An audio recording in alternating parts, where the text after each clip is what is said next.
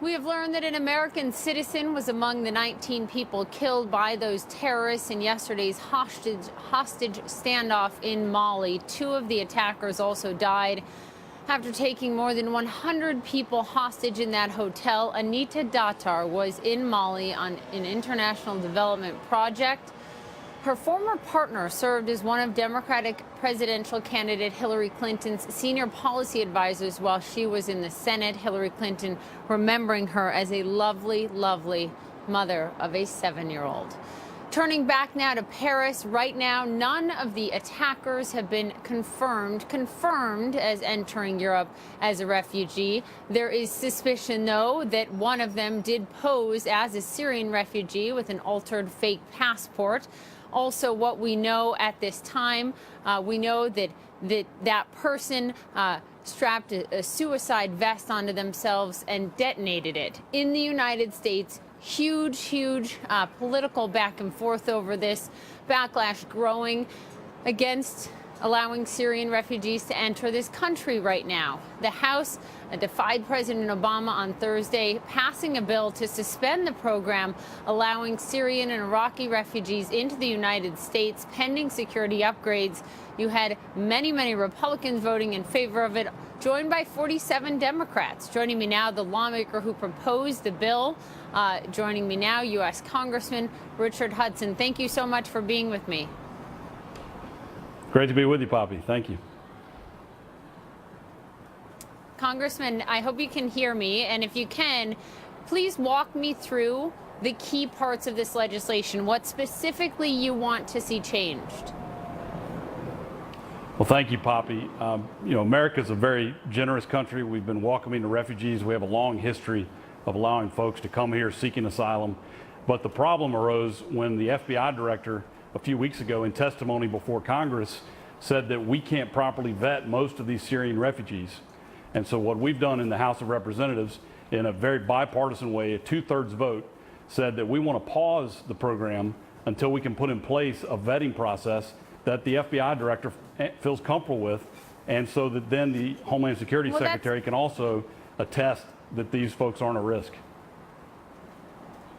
Just to be clear, it's not exactly what Comey, the FBI director, said. I mean, he said you only have so much information about people that are coming into this country. I think we might have it on the screen to pull up just to show our viewers. There are a number of things that refugees go through, a number of checks before they're allowed into this country. It's typically a 12 to 24-month process.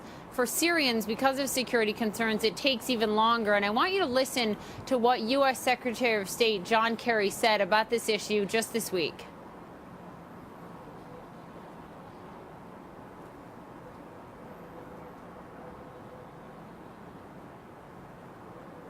I think, do we have the John? All right, let's play that sound from Secretary of State John Kerry. Since 9/11, we have allowed 785,000 refugees to come to the United States of America, all vetted, all screened. Out of the 785,000, 12 people were found to perhaps be problematic with respect to potential terror, and they were arrested or deported. What's your response to the Secretary of State? Well, I don't take issue with what he's having to say, Poppy. But what the FBI director said in his testimony before Congress was, we can't properly vet these folks because if they haven't done anything to rise to the level to attract our attention so that we put them in our government databases, his quote was, we can check until the cows come home and nothing will show up. And what he said was that because you can't check with third parties in Syria, because in a normal background check, you'd go knock on the neighbor's door, you'd go talk to people that knew them, you'd go check with former employers. What he said was, we can't do that in Syria because that neighborhood's been bombed out, that former business doesn't exist. And so because of the FBI director's concerns, all the House of Representatives is saying in a bipartisan way is let's pause until we can put a process in place so the American people can feel assured that we know who these folks are that are coming in. So one of the parts of that process that you'd like to see enacted is you'd like for this to require the signature, the direct sign off of the director of the FBI, the head of Homeland Security, head of National Intelligence, to sign off on every single refugee. So Jay Johnson, here's what Jay Johnson, director of Homeland Security, had to say. This is a quote. Let me read it to you. This bill that has been posed is a bad bill because it seeks to micromanage the process in a way that is counterproductive to national security, to our humanitarian obligation, and the overall ability to focus on Homeland Security. He's saying, Congressman, that this actually risks Homeland Security to do what you'd like to see in your bill. Well, I'd love to hear the Secretary's explanation for why he says that, because just a few weeks ago, testifying before Congress, he says the background information on these individuals is incomplete, and quote, that's a real challenge. And so I'm not sure what his thoughts are now. I think it may have something to do with the fact that President Obama issued a veto threat, and they're now trying to sort of walk back after a very bipartisan vote in the House where Republicans and Democrats both said, we don't want to stop the flow of refugees. We don't want to say no Syrians. We don't want to limit one Christian or Muslim or any group. We want to be welcoming to refugees. But when the FBI director and in Jay Johnson's testimony before Congress said we can't put together complete background checks on a lot of these folks, and that's a real concern for the American people, Bobby. The U.S. government, when you look at the data from the government, it shows that just under 2,200 Syrian refugees were admitted into the United States in recent years, looking from, I believe, 2011. More than 50% were children. Only 2% of those refugees are single men of what would be deemed, quote unquote, combat age. When you look at so many children and some of them widows as well, do you think there should be a differentiation in what you're proposing here? Or are you talking about across the board, even children included in this? Well, you know, my heart goes out when you see those children and those families trying to flee the violence in Syria. You know, I have an 8-week-old baby boy at home, and when I see those children, I think of him. And so our heart goes out to those folks. But and I think it's a different situation when you're dealing with a military-age male or with a child. You know, if we're looking at a 7-year-old child trying to vet them, I think there's a different standard there that the government already uses. And I was very careful when I wrote this legislation not to tell the FBI how to do their background checks. We're letting them do it to their standards. And so, you know, for example, if I'm a naturalized Syrian who's come to America, I'm a citizen, and my mother is one of these refugees, I think it'd be a lot easier to vet her because you've got this connection than it would be a military-age male that we don't have any information on. And so in some cases, it'll be a lot easier, I think, to meet this test. But to be clear, Congressman, what you're calling for in this legislation, this halt for now, would include children. Am I correct?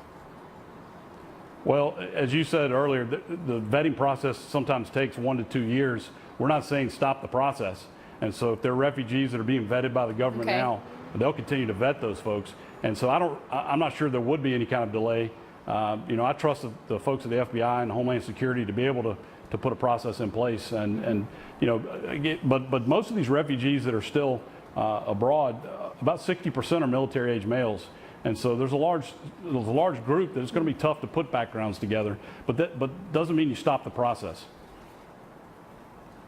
All right, final question to you. Independent Senator Angus King of Maine has come forward. He, as you know, sits on the Intelligence Committee. He's come forward and he said it would be much harder for a terrorist to get into the country through the refugee program than as a tourist. Are you at all in agreement with him, and are you at all concerned that perhaps you're not focusing enough on the tourist side of this?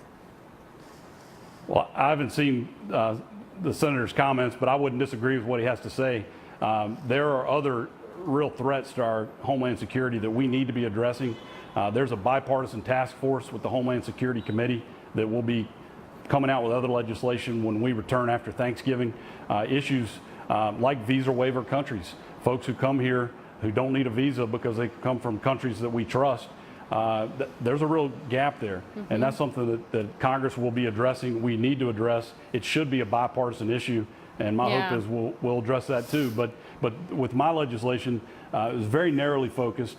and only wants to deal with the issue in Syria and Iraq because of the comments of the FBI director that there was a problem there. And so my bill's not a panacea. It's not the end of the process. It's simply the beginning. I should note, you bring up looking at the visa waiver program. There is a bill that is being formally proposed after the Thanksgiving holiday, the Feinstein-Flake bill, which would keep foreigners who have traveled to Syria or Iraq in the last 5 years from using the visa waiver program. So we'll be watching Capitol Hill as you guys debate that one. Thank you very much for your time, Representative. I do appreciate it. Thank you, Poppy. It was a pleasure to be with you.